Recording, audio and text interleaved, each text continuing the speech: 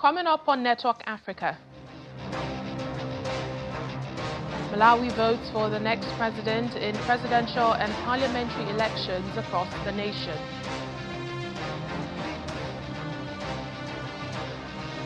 The Alliance of Sahel States recommend taking France and Ukraine to the International Court of Justice over alleged terrorism support.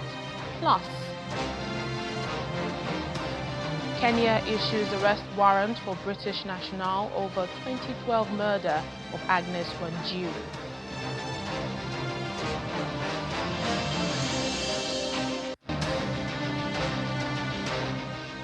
Hello and welcome to the program. Today I'm Layo Olarinde. Malawians are voting in presidential and parliamentary elections following a turbulent 5 years that has seen the economic crisis worsen in the Southern African nation.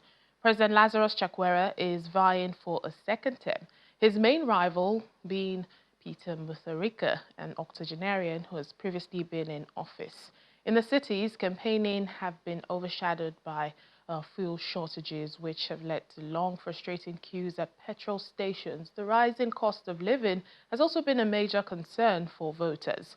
Well, a presidential runoff is expected to be held if no candidates gets more than 50% of the votes cast in Tuesday's election. Well, still on the election, the Pan-African youth in South Africa say the incoming government must urgently tackle the socio-economic challenges facing young people, from unemployment to skills development and youth empowerment. I think it's a democracy of no choice. You know, the options that are available, my sense is that they are not answering to the critical conditions of young people.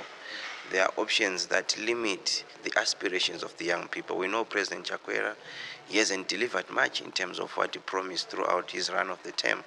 And if you saw today, he has already voted. But I can confirm that even the institution where he voted himself, it wasn't a representation of what he had promised the people. It's a very dilapidated institution. It's showing that even he is not valuing the essence of what weaves the social fabric of the nation. So my sense is that it's a democracy of no choice, and Malawians need to rise up and make sure that they elevate the parliamentarians, the councils, to be able to be equipped enough to answer and be the vehicles that drive the change that Malawi deserves. But I think in terms of the infrastructure of the elections, we are looking forward to seeing, making sure that it's free and fair. Okay, first and foremost, I want to wish the people of Malawi a free, fair, and credible election.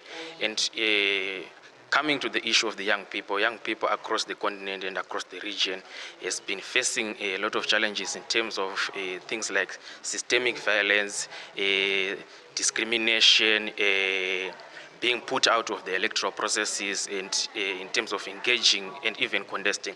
So what I wish the administration and the current leadership of Malawi is to encourage more participation of young people in these electoral processes so that their voices can be heard, so that they can be on the table where decisions are made. Because oftentimes we see that challenges that affect young people, the solutions are being made by old people that have no experience of the circumstances and the challenges that young people would be facing. Well, let's get more on election day in Malawi. Joining us now is Benedetta Chiwanda Mia. She's a reporter with the Times Group Malawi, and she joins us from Blantyre. Hello, Benedetta. Thank you for your time on the program. Thank you so much for having me. So how has the voting process been, since polls opened this morning across the country? Well, generally it has been peaceful, although there has been, despite some issues here and there, such as late opening in some polling centers, because as per the plan, the voting process, the actual voting was supposed to commence at 6 o'clock today in the morning. But because of some logistical challenges in other polling stations, they had to start a bit late, but not much, maybe just after 6. But generally, the environment has been peaceful in many areas. We saw that also among the issues, this is the first time that Malawi was using the biometric voter verification. So in some polling stations and some polling centers, that was a bit problematic because some operators had trouble operating it, and others couldn't get their names verified using the biometric voter verification. So they had to switch to manual verification, and that also contributed to a bit of time in the voting process, as we saw that the queues had to go as beyond the 4 o'clock time that was set as the last time for people to vote. But by the time 4 o'clock came, some queues were still long in some polling stations. But to do with the issues that were incurred along the way, the Malawi Electoral Commission has been very active in terms of providing updates. They've been holding media briefings throughout the day since the voting started, moving around, and whenever an issue arises, media and hold a briefing just to update the nation, the public, the voters as to what transpired and what it is that they're doing or how they managed to address the situation. So I might say relatively peaceful, a few problems here and there, but not quite serious. Indeed, and talking about the Malawians now, the electorate, they are choosing a new leader. But what are the front-burning issues, for them, even as they vote? Well, for this election, the main issues have been the economic crisis that the country is selling in. You understand, in Malawi currently, the cost of living has risen drastically, and we still have long fuel queues that have become now a common feature in the pumping stations for the past 3 years, actually. And also, there's the issue of shortage of foreign exchange, which has also impacted on businesses in terms of productivity. The industry has been complaining of not having access to enough forex for them to be able to procure raw materials for production. And also the other challenge also to do with food insecurity that was also has been also contributed by adverse weather conditions that Malawi experienced. But so basically, those are actually the main issues. So the voters, and we're actually looking forward to say these are the main concerns that they have, and now they're looking to say the leaders that in their promises, how do they intend to address the economic challenges that Malawi has been experiencing for a time, the issue of the weakening of the kwacha, the foreign exchange shortages, the fuel queues, and also other challenges that Malawians are experiencing at the moment. So mainly it was centered around these challenges to see if you're coming in, if you want our vote, how do you intend to address these challenges that actually many Malawians are going through? Yes, and talking about, the two main candidates we're seeing vying for the presidential post, we're seeing President Chakwera, who is seeking a second term, and also former President Peter Mutharika is also vying. What have both leaders, promised to do to make things better for the Malawian people if they are elected? Well, for the incumbent Lazarus Chakwera, the promises have been a bit difficult to come out clearly because his track record has already been marred by the challenges that I've talked about, by what also some observers have actually come out to say. There's been a lot of massive failure in terms of managing the economy, the issue of fighting corruption. Many people aren't really satisfied in how the current administration has handled issues of the economy, the issues of corruption, and also the challenges. He hasn't been clear in terms of what he intends to do actually to address. But of course, he has promised to give the youth and of course the newborns substantial amount of money. In the Malawi Congress Party manifesto, the party that he's representing, part of the manifesto is to have money set aside for the newborns, the promises of job creation, and also the issues to do with youth empowerment, issues to do with advancing agricultural productivity through agricultural commercialization. As you understand, Malawi currently is implementing the Malawi 2063 vision. We are currently in the first 10-year implementation plan, which is the MIP 1. We call it Malawi Implementation Plan 1. And we're already 5 years down the line with that plan because it was launched in 2020. But so far, the promises have not really been convincing, especially on the part of the youth and some Malawians, because people are actually looking at what is actually on the ground, not just what the leaders are promising. But now on the part of Mutharika, I think it has been a bit easy for him when it comes to the promises, because mainly especially when it comes to the economy itself, he's seen to have performed a bit better as compared to the current administration in terms of taming inflation and also making sure that there's forex availability. But of course, even himself has not been very clear in terms of promises, apart from to emphasize that his administration, the previous administration, which is his administration, was a bit better off as compared to the current administration. So that has mainly been his ticket, his right to say, at least my government, in terms of for economic management, was better off as compared to the current administration. But he hasn't really brought anything new in terms of now going forward. If voters are to elect him, what exactly is he bringing to address the challenges that are there at the moment?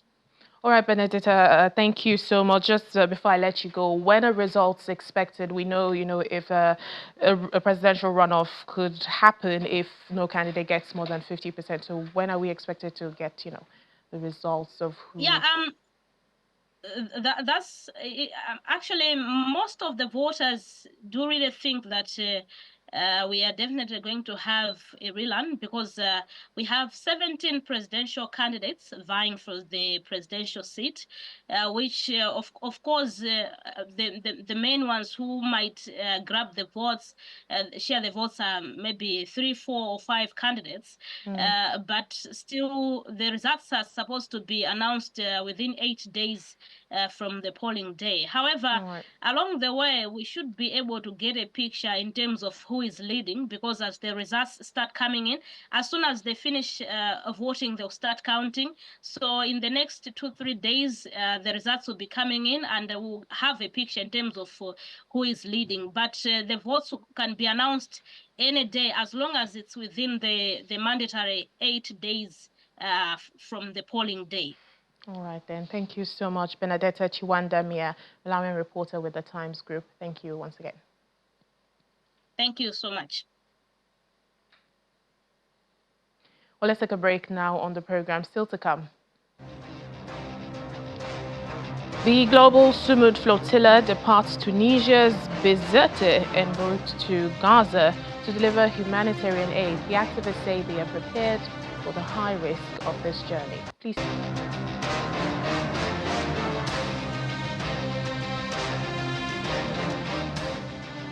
Welcome back to the program. The Alliance of Sahel States, AES, has recommended prosecuting France and Ukraine at the International Court of Justice, ICJ, over alleged backing of terrorism.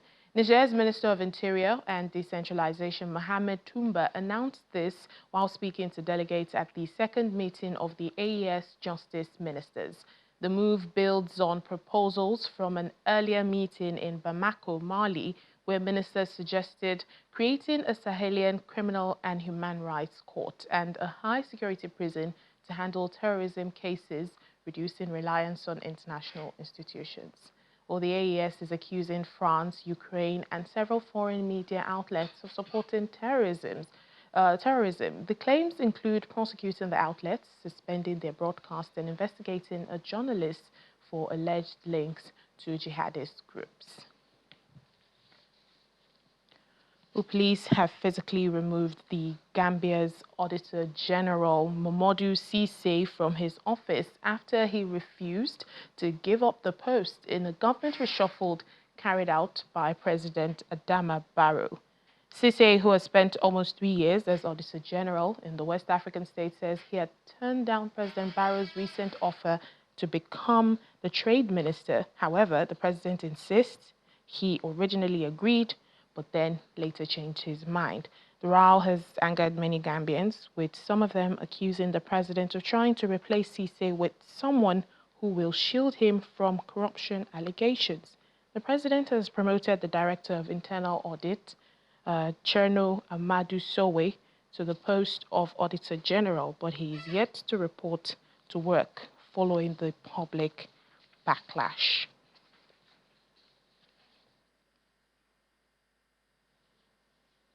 Well, Kenyan High Court has issued an arrest warrant for a British national suspected of murdering a 21-year-old woman more than a decade ago. Agnes Wanjiru was killed in March 2012 and her body later found in a septic tank of a hotel in the central garrison town of Nanyuki, nearly 3 months after she had allegedly spent an evening partying with British soldiers. Well, Justice Alexander Muteti said prosecutors had provided sufficient evidence to request that the suspect appear before a Kenyan court for trial. The lawyer representing Ms. Wanjiru's family say the ruling now paves the way for proceedings to start the suspect's extradition from the UK.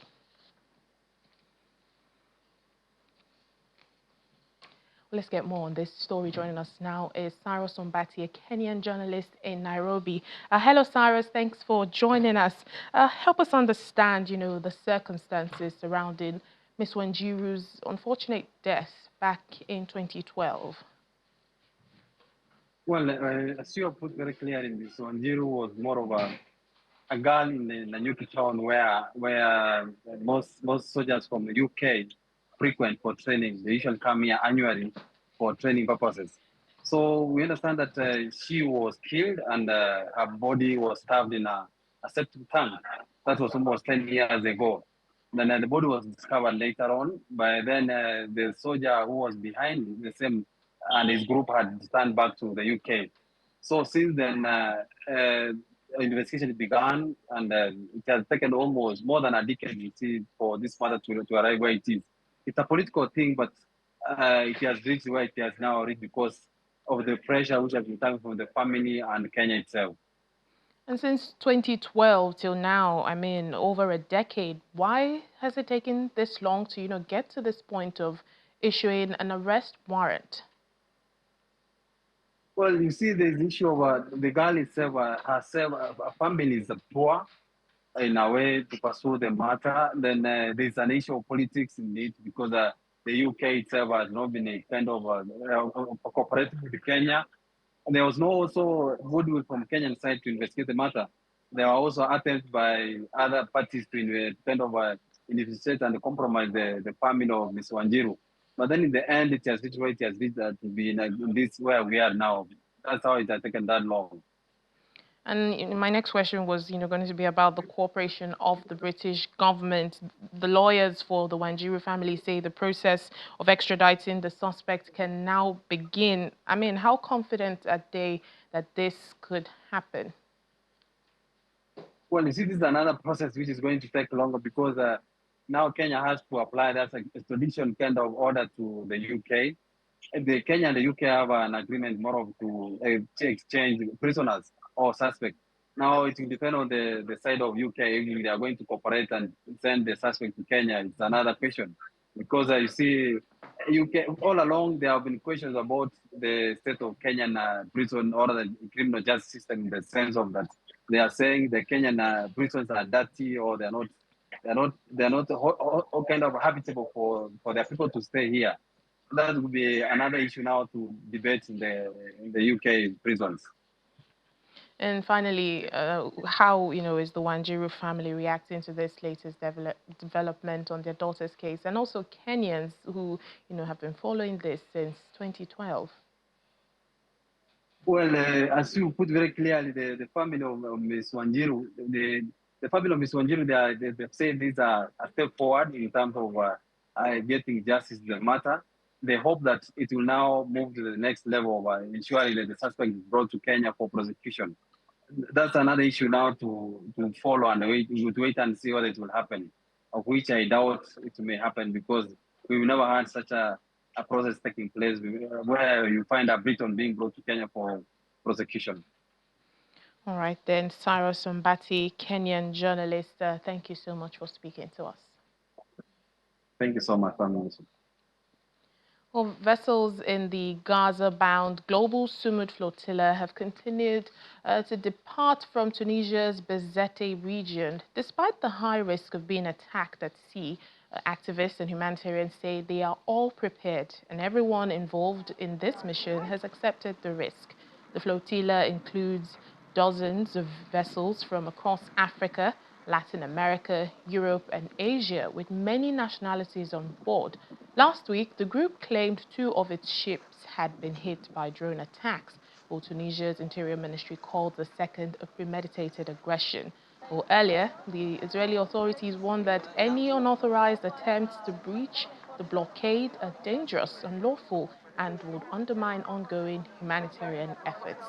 Well, the flotilla's mission aims to deliver humanitarian aid to Gaza and establish what organizers have described as a people's humanitarian corridor amid the ongoing conflict in the Middle East. I mean, I'm sailing as a U.S. American, so that's the passport that I'm carrying. And I'm under no illusions about the protections given to me, to my life, to my body on the course of this mission.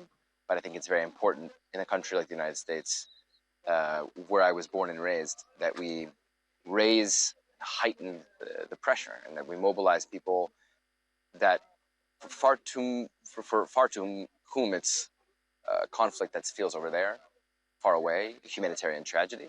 And I think it's important that people with our passports exercise those passport privileges to help protect this mission, and to help put pressure on a government that has basically given a green light to Netanyahu to ethnically cleanse the occupied territories and to escalate a campaign of extermination in Gaza City in particular. And as we end the program today, here's our fun fact about the continent. Did you know that Lake Tanganyika is the deepest lake in Africa, with a maximum depth of 1,470 meters, and the world's longest freshwater lake, stretching over 670 kilometers? It is also the second deepest lake in the world, and it's only after Lake Baikal in Russia. It is bordered by 4 countries: Tanzania, the Democratic Republic of Congo, DRC, Burundi, and Zambia. Well, if you didn't know, now you know. And that's it on the program for today. Thank you so much for watching. I'm Layo Olarinde.